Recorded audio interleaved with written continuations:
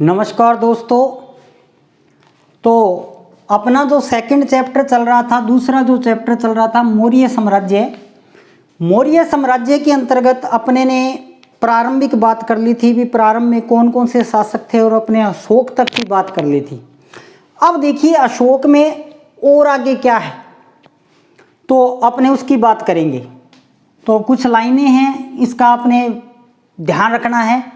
Kiln की राजतरंगिणी के अनुसार, कलन मैंने आपको पहले कहा था राजतरंगिणी जो ग्रंथ है वो बहुत ही इंपॉर्टेंट है। तो देखिए कि कलन की राजतरंगिणी के अनुसार अशोक ने श्रीनगर की स्थापना की। श्रीनगर नामक नगर है वो बसाया। एक तो ये नगर बसाया, इसको याद रखना है। दूसरा नेपाल में ललित पतन नगर बसाया। दो नगर बसाता है अशोक, ललित पतन नेपाल के अंदर जो वर्तमान नेपाल के अंदर है, और दूसरा श्रीनगर जो कि भारत के अंदर है, जम्मू और कश्मीर में। ठीक है, उसके बाद में अपने बात करेंगे अशोक के अभिलेख। अशोक के जो अभिलेख हैं, अशोक के अभिलेखों में बहुत सारी इंपॉर्टेंट बातें हैं, आप देखिएगा। सबसे पहले अपने बात करेंगे अशोक के अभिलेखों की खोज कब वह किसने की। तो खोज 1750 में टिफेन थेलर द्वारा की गई। टिफेन थेलर द्वारा इनकी खोज की गई। फिर देखिए लिपि को पढ़ा, बहुत ही इंपॉर्टेंट प्रश्न है, आरएएस या अन्य प्रतियोगी परीक्षाओं में बहुत बार आ चुका है। लिपि को पढ़ा जेम्स प्रिसेप ने पढ़ा था। कब पढ़ दिया? 1837 के अंदर पढ़ दिया। कब पढ़ दिया? 1837 में पढ़ दिया। भाषा की यदि बात करें तो प्राकृत है, और लिपि की बात करें तो 4 लिपियां हैं। तो देखिए ये बड़ा इंपॉर्टेंट प्रश्न रहता है, अशोक के अभिलेखों की भाषा कौन सी है या लिपि कौन सी है। तो भाषा की यदि मैं बात करूं तो प्राकृत है, और लिपि की यदि मैं बात करूं तो 4 लिपियां हैं, ब्रह्मी, खरोष्टी, अरेमाइक और ग्रीक। ब्रह्मी, खरोष्टी, अरेमाइक व ग्रीक। और प्रश्न किस प्रकार से आता है यदि मैं विशेषतः प्रतियोगी परीक्षाओं की बात करूं, निम्न में से कौन से अभिलेखों अशोक के अभिलेख की भाषा नहीं है या लिपि नहीं है। तो देखिए वो पूछेगा आपसे कौन सी लिपि नहीं है, तो 3 लिपियां दी होगी, चौथा प्राकृत दिया होगा, तो ये भाषा है, ये लिपि है।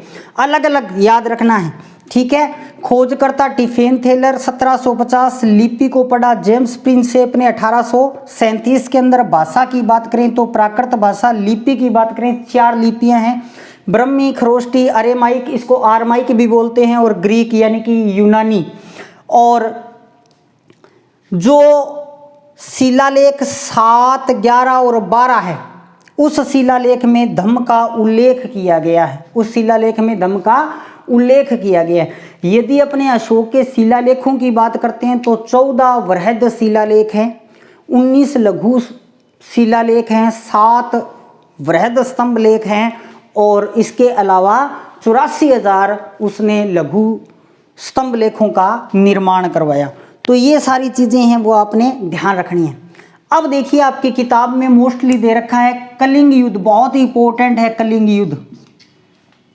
कलिंग युद्ध जो है वो राज्याभिषेक के 8वें वर्ष होता है, यानी कि 261 ईसा पूर्व में।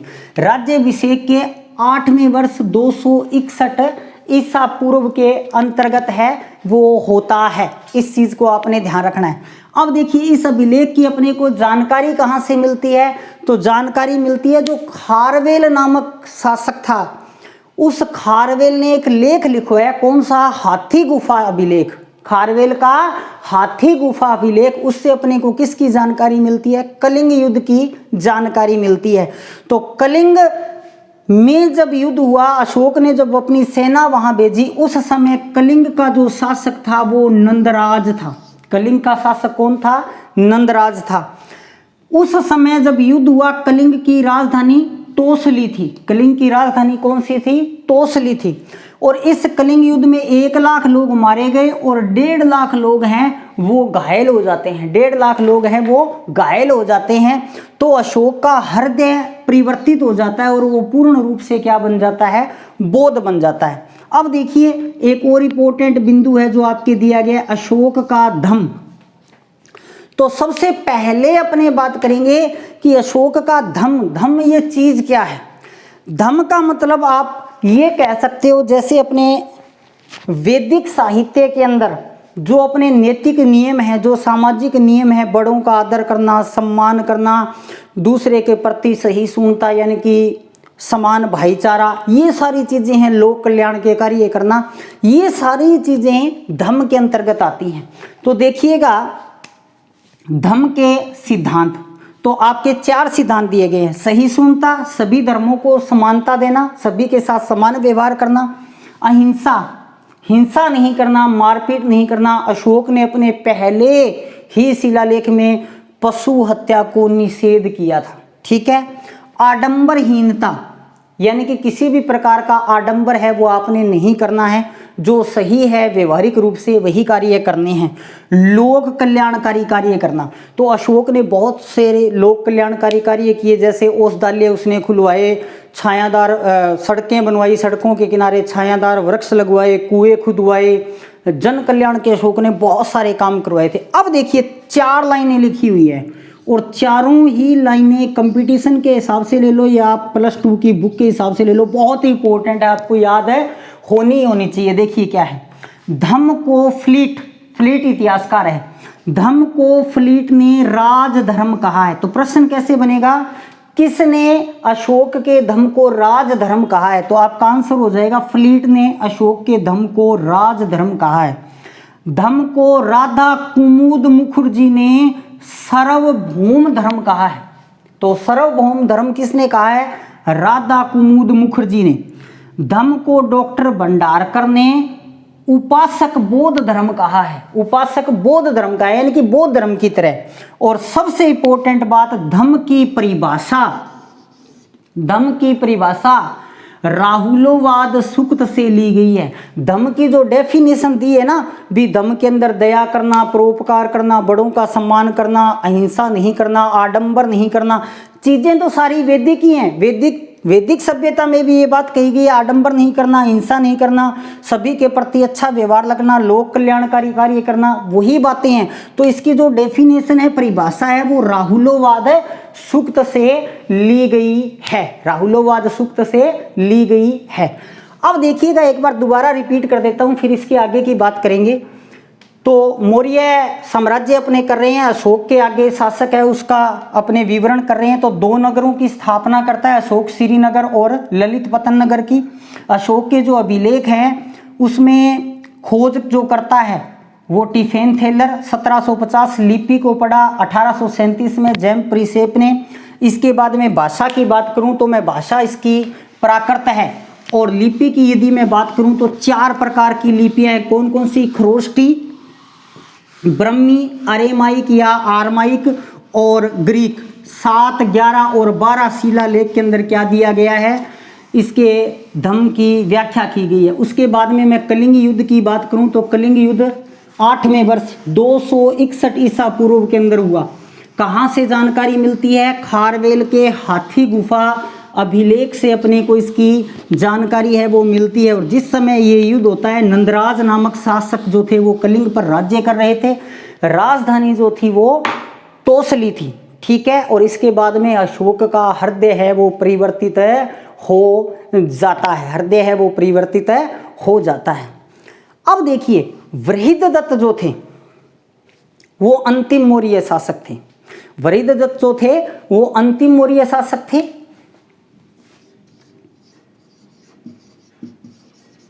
अंतिम मौर्य शासक,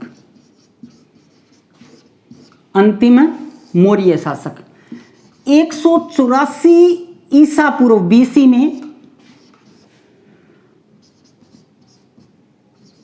पुष्यमित्र शुंग क्या करता है? पुष्यमित्र शुंग वृहददत्त की हत्या कर देता है, वृहददत्त की हत्या कर देता है। ये 2 नाम आएंगे भी एक जैसे, पुष्यमित्र वैश्य और पुष्यमित्र शुंग। तो पुष्यमित्र जो वैश्य था उसने तो सुदर्शन झील का निर्माण करवाया था, अपने गुप्त काल में इसकी डिटेल से बात करेंगे, ठीक है। जो पुष्यमित्र शुंग था वो क्या करता है? अंतिम मौर्य सम्राट वृहदत्त की हत्या करके और कौन से वंश की स्थापना कर देता है? शुंग वंश की स्थापना कर देता है।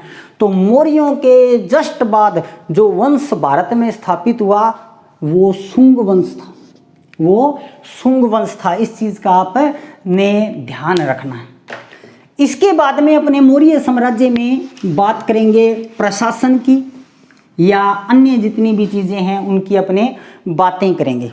तो मौर्य साम्राज्य में प्रशासन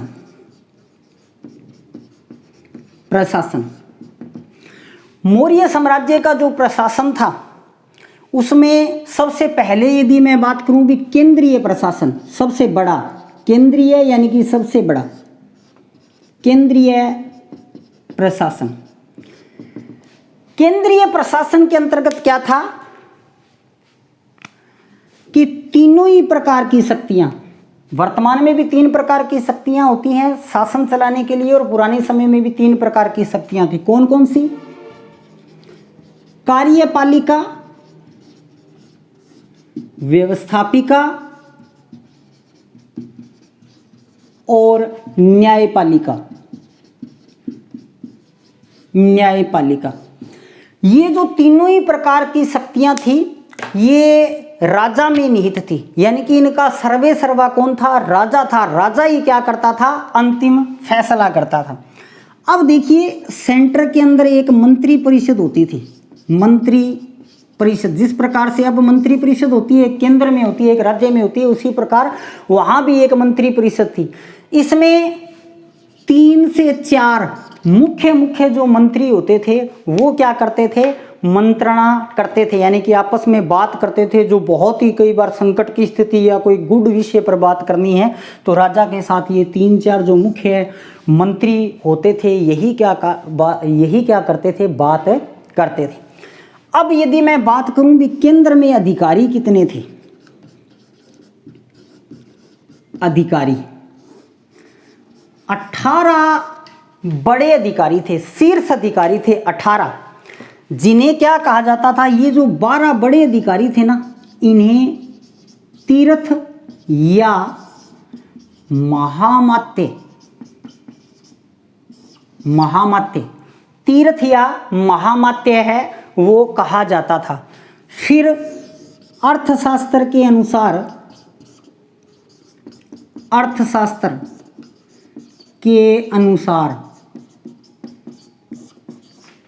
27 अध्यक्ष थे।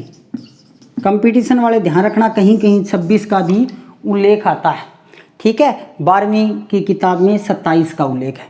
तो यदि अपने बात करें तो देखिए केंद्र का जो प्रशासन था वो सर्वोच्च शक्ति किसके पास थी? यानी कि इन तीनों की सर्वोच्च सत्ता आप कह सकते हो, शक्ति या सत्ता, ये तो राजा के पास थी, ठीक है। राजा न्याय का सबसे बड़ा अधिकारी, व्यवस्था का सबसे बड़ा अधिकारी और कार्यपालिका का सबसे बड़ा अधिकारी राजा था। फिर एक मंत्री परिषद होती थी जिसमें 3-4 सदस्य होते थे। फिर जो शीर्ष बड़े अधिकारी होते थे वो 18 थे और उन अधिकारियों को तीर्थ या महामात्य कहा जाता था। इन अधिकारियों के बाद में अध्यक्ष आते हैं, अलग अलग विभागों के अध्यक्ष, और इन विभागों की संख्या है वो कितनी बताई गई है? 27 है वो बताई गई है। इसके बाद में यदि मैं केंद्र में बात करूं तो नगर प्रशासन, केंद्र में यदि मैं बात करूं तो नगर प्रशासन, और नगर प्रशासन का मैंने आपको थोड़ी सी बात पहले की एक वीडियो में बताई थी कि नगर जो प्रशासन था, नगर प्रशासन का विशुद्ध वर्णन कौन करता है? नगर प्रशासन का विशुद्ध वर्णन है मैगस्थनीज की इंडिका में, मैगस्थनीज की पुस्तक इंडिका में। और इंडिका में ये बताया गया है कि 6 समितियां और प्रत्येक में कितने सदस्य हैं? प्रत्येक में 5 सदस्य थे, प्रत्येक में 5 सदस्य। नगर का जो प्रशासन थी वो 6 समितियां अलग अलग बनी हुई थी वो संभालती थी, और प्रत्येक समिति के अंदर 5 सदस्य होते थे। यानी कि यदि मैं बात करूं कुल सदस्य कितने हो गए? 30 सदस्य हो गए। कुल सदस्य कितने हो गए? 30 हो गए कुल सदस्य। और ये प्रश्न कोई छोटा प्रश्न नहीं है, IAS के अंदर आया हुआ प्रश्न है कि मौर्य साम्राज्य के अंदर मैगस्थनीज की इंडिका में एक नगर नगर प्रशासन का उल्लेख किया गया है, उसमें कुल सदस्य कितने थे? तो समिति देखो, तीनों आंकड़े हो गए आपके पास। समितियां 6, प्रत्येक में 5 सदस्य, और कुल सदस्य कितने हो गए? 30। 30 सदस्य मिलकर क्या करते थे? नगर का प्रशासन है वो संभालते थे। इसके बाद में देखो सैन्य व्यवस्था, सैन्य प्रशासन या सैन्य व्यवस्था आप कह सकते हो। तो सेना का सबसे बड़ा अधिकारी कौन होता था? सेना का सबसे बड़ा अधिकारी, सेना का सबसे बड़ा अधिकारी सेनापति, सेनापति। सेना का सबसे बड़ा अधिकारी सेनापति होता था। अब देखिए दो चीजें हैं, मेगस्थनीज और कौटिल्य या चाणक्य या विष्णुगुप्त। तो मेगस्थनीज जो है ना, वो तो क्या करता है? वो तो 6 प्रकार की सेना बताता है, 6 प्रकार। और कौटिल्य का जो अर्थशास्त्र है वो 4 प्रकार बताता है, 4 प्रकार। या इसने क्या कहा है? चतुरंगनी सेना, चतुरंगनी सेना, चतुरंगनी सेना का इसने उल्लेख किया है। तो ये देखिए, ये 4 प्रकार कौन कौन से बताता है? भी कौन कौन से सैनिक होते थे जो हाथियों पर होते थे, यानी कि हाथी सेना, ओके। अश्व यानी कि घुड़सवार सेना, हाथी सेना, अश्व सेना, रथ सेना व पैदल, रथ सेना व पैदल। तो मौर्य सैन्य व्यवस्था का सबसे बड़ा अधिकारी सेनापति। कौटिल्य ने 4 प्रकार की यानी कि चतुरंगनी सेना बताई है, कौन कौन सी? हाथी, अश्व घोड़े वाली, रथ वाली और पैदल वाली। अब देखिए कौटिल्य मेगस्थनीज अपनी इंडिका में 6 प्रकार बताता है, तो 4 तो यही, कौन कौन से? ये भी क्या बताता है? हाथी सेना, अश्व सेना, रथ सेना और पैदल सेना। इसके अलावा ये 2 कौन सी सेनाएं और बताता है, प्लस 2 कौन सी है? 6 प्रकार तो तभी पूरे होंगे, 4 ये और 2 कौन कौन सी बताता है? एक तो ये बताता है नौसेना और दूसरी ये बताता है यातायात, यातायात। तो यदि आपसे वो पूछे भी कौटिल्य के अर्थशास्त्र के अनुसार सेना के कितने भाग थे या कितने प्रकार थे, तो 4 प्रकार की सेना थी। कौन कौन सी सेना थी 4 प्रकार की? हाथी सेना कह सकते हो आप, अश्व यानी कि घोड़े वाली सेना, रथ की सेना जो रथ पर जाकर युद्ध करती थी और पैदल चलकर जो युद्ध करते थे। इन 4 के अलावा ये जो 6 प्रकार बताता है, 2 और कौन से बताता है? ये कहता है भी ये 4 तो थे।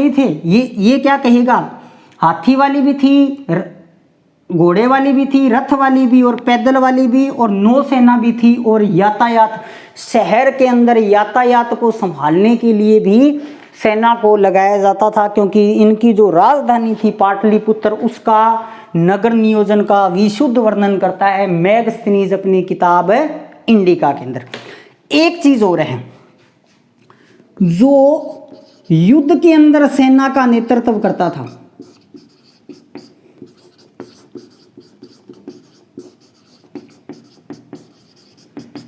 सेना का सबसे बड़ा अधिकारी सेनापति, लेकिन जो युद्ध में सेना का नेतृत्व करता है वो क्या कहलाता है? वो नायक कहलाता है, नायक कहलाता था। युद्ध में सेना का नेतृत्व करने वाला क्या कहलाता था? नायक कहलाता था। तो केंद्रीय प्रशासन के अंदर बड़े अधिकारी 18, अध्यक्ष 26, उसके बाद में नगर प्रबंध में 6 समितियां, प्रत्येक में 5 सदस्य है। सैन्य की यदि अपनी बात करें तो सेना में कौटिल्य का अर्थशास्त्र 4 प्रकार की बताता है, जबकि मेगस्थनीज की जो इंडिका है वो अपने को 6 प्रकार की सेना है वो बताती है। इसके बाद में अपने बात करेंगे गुप्तचर व्यवस्था।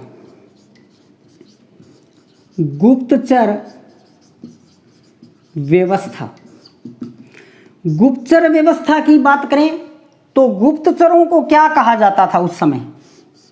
गूढ़ पुरुष, गूढ़ पुरुष कहा जाता था।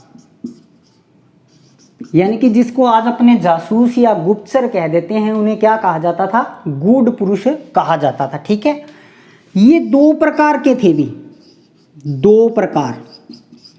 कौन कौन से दो प्रकार? संस्था व संचार। संस्था और दूसरा संचार। संस्था जो एक ही स्थान पर रहकर कार्य करते थे, जैसे दास या दासी के रूप में किसी दूसरे राजा या मंत्री के पास गुप्त काम कर रहे हैं और गुप्त सूचनाएं निकाल कर किसको दे रहे हैं? सम्राट को दे रहे हैं। ठीक है, संसार जो घूम घूम कर कार्य करते थे। ठीक है, तो आपकी किताब के अकॉर्डिंग तो इतनी चीज संस्था और संचार का आपने ध्यान रखना है। गुप्तचर, दो प्रकार के गुप्तचरों को गूढ़ पुरुष कहा जाता था। कंपटीशन वाले बच्चे हैं वो थोड़ा सा और ध्यान रख लेना, महिला और पुरुष दोनों ही प्रकार के गुप्तचर होते थे।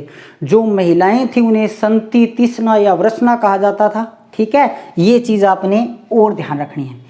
इसके बाद में अपने बात करेंगे न्याय व्यवस्था की। न्याय किस प्रकार से थी? न्याय, तो न्यायालय जो थे ना वो भी क्या थे? दो प्रकार के थे, दो प्रकार के थे। न्यायालय जो थे वो दो प्रकार के थे। कौन कौन से दो प्रकार थे? धर्म स्थानीय,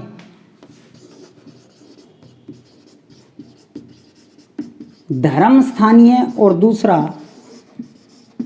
कंठक शोधक। कंठक शोधक यानी कि धर्म स्थानीय और कंठक शोधक जो अपने वर्तमान में क्या होते हैं? दीवानी और फौजदारी। दीवानी और इसको अपने कह सकते हैं फौजदारी। फौजदारी यानी कि यदि संपत्ति धन से संबंधित विवाद है तो वो कहाँ रखा जाएगा? जैसे चोरी हो गई, लूट लिया, वो कहाँ रखा जाएगा? धर्म स्थानिक में। फौजदारी मतलब लड़ाई झगड़े से संबंधित, जैसे किसी ने हत्या कर दी या किसी का सर फोड़ दिया, ऐसी जो घटनाएं हैं वो कहाँ रखी जाएंगी? कंठक शोधक में रखी जाएंगी। इसके अलावा यदि अपने बात करें तो राजस्व व्यवस्था, राजस्व व्यवस्था, राजस्व व्यवस्था की यदि मैं बात करूं तो समाहर्ता नामक अधिकारी होता था भी।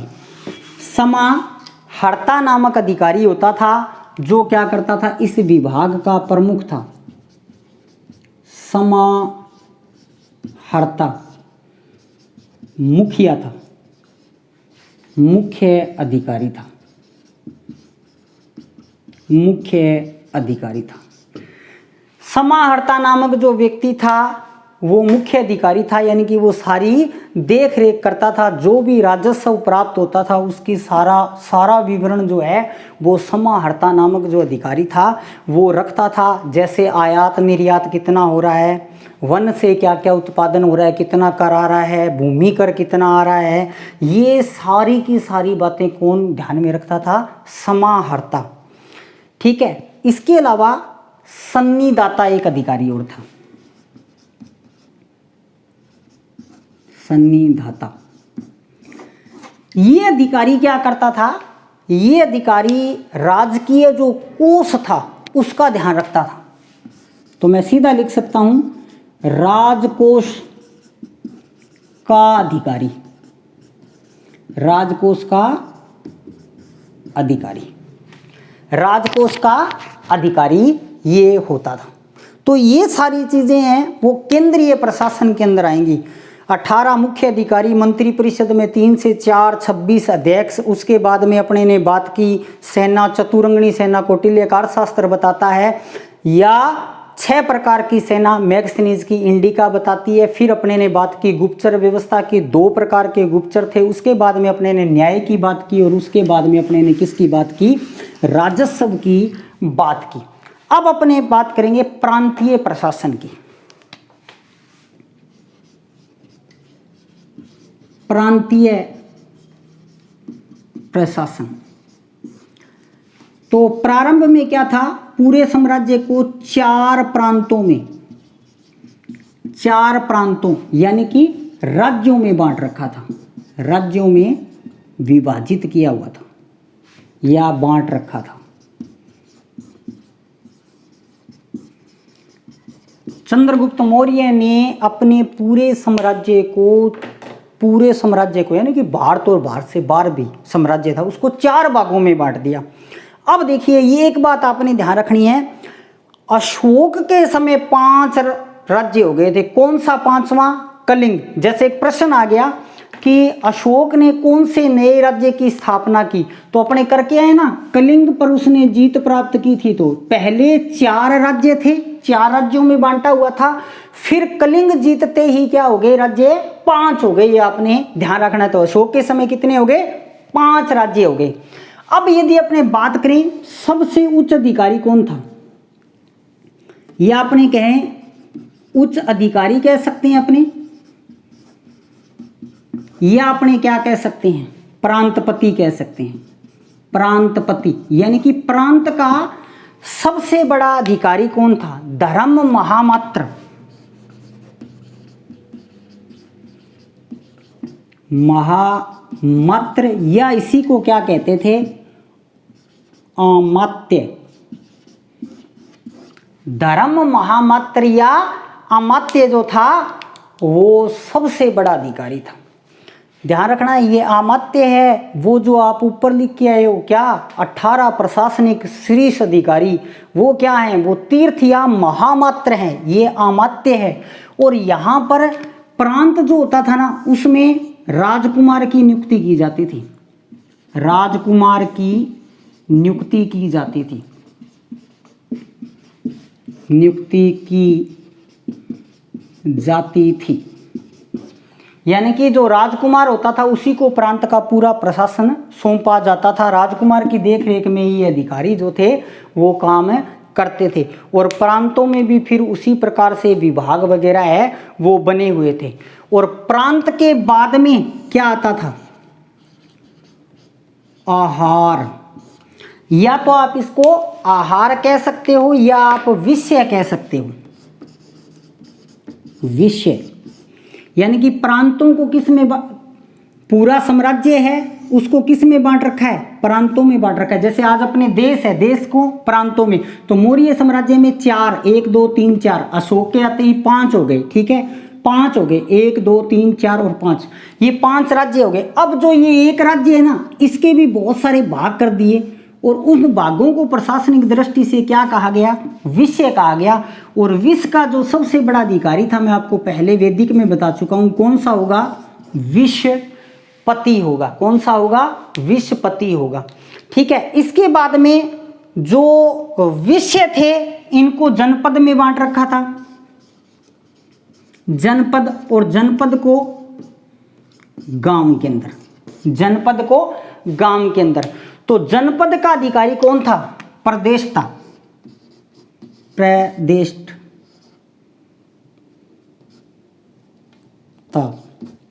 ये जनपद का अधिकारी था। और गांव का अधिकारी ग्रामणी, गांव का अधिकारी कौन था? ग्रामणी था। ये सारे क्या थे? एक प्रकार से शासन व्यवस्था थी, या अपने ये कह सकते हैं कि ये कड़ी चलती थी। सबसे छोटा गांव ग्रामणी के अंडर में, फिर कई गांवों को मिला के जनपद प्रदेश था, फिर कई जनपदों को मिलाकर आहार या विषय उसका अधिकारी विश्वपति, फिर बहुत सारे विषयों को मिलाकर प्रांत, और प्रांत का सबसे बड़ा अधिकारी धर्म अमात्य या अमात्य, और फिर प्रांतों को मिलाकर राज्य, पूरा साम्राज्य, और साम्राज्य का सबसे बड़ा अधिकारी कौन है? राजा था। साम्राज्य का सबसे बड़ा अधिकारी कौन था? राजा था।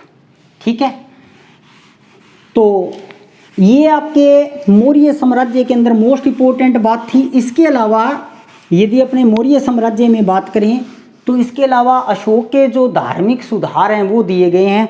तो अशोक के धार्मिक सुधारों की यदि मैं बात करूं तो इसमें यही चीज़ें आएंगी कि नैतिक और सार्थक जीवन किस प्रकार से जीना है, अहिंसा नहीं करनी है, सभी के साथ मिलजुल के रहना है, यही उनके धार्मिक सिद्धांतों के अंदर था। या उनके शिलालेखों से अपने को पता मिलता है कि उन्होंने राजू का नामक अधिकारी या धर्म महामात्र नामक अधिकारी, इन सब की नियुक्ति की थी। भी प्रशासन है वो सही प्रकार से चल रहा है या नहीं चल रहा है, लोगों में सुख दुख को देखने के लिए इन अधिकारियों की है वो नियुक्ति है वो की गई थी। तो ये सारी बातें ही आपने क्या करनी है, इसके अंतर्गत ध्यान रखनी है। इसके अलावा जैसे राजा का जन्मदिन होता था या राज्याभिषेक का जो दिन होता था, यानी कि जिस दिन राजा का राज्याभिषेक हुआ है वो अगले वर्ष वो दिन आया है, तो बंदियों को रिहा किया जाता था या बंदियों को 3 दिन मृत्युदंड से पहले प्रायश्चित करने के दिए जाते थे।